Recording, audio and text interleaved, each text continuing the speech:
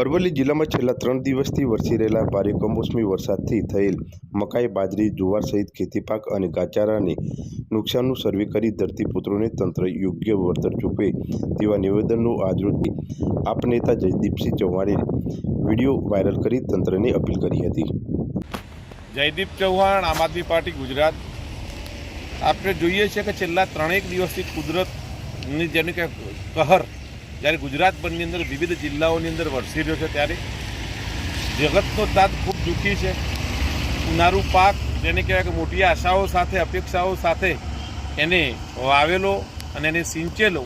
એ ચાહે તલની ખેતી હોય, મગની ખેતી હોય, મકાઈની ખેતી હોય, બાજરાની ખેતી હોય, જુવારની ખેતી હોય, એ તમામ જેને કહેવાય કે ધાન્ય પાકો અને એ તમામ જેને કહેવાય કે પશુધન સાથે સંકળાયેલા પશુ આહાર જેને કહેવાય કે ઘાસચારો, એ તમામનું નિકંદન નીકળી ગયું છે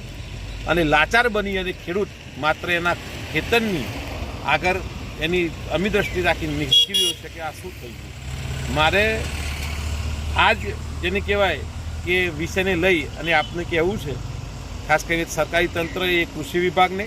કે તાત્કાલિક યોગ્ય સર્વે થાય અને ખેડૂતોને જે યોગ્ય વળતર ચૂકવવાનું થાય, કારણ કે સામે ચોમાસું ખેતી પણ આવે છે અને આ જ પાક થકી ખેડૂતને જેને કહેવાય કે યોગ્ય જેને કહેવાય કે ચોમાસું ખેતી પણ કરવાની। તો મારી સરકારને બે હાથ જોડી વિનંતી છે, હું પણ એક ખેડૂતનો દીકરો છું અને જે ખેડૂતોની હાલત જે ખરાબ થઈ ગયેલી છે એનું યોગ્ય રીતે વળતર થાય, ન કે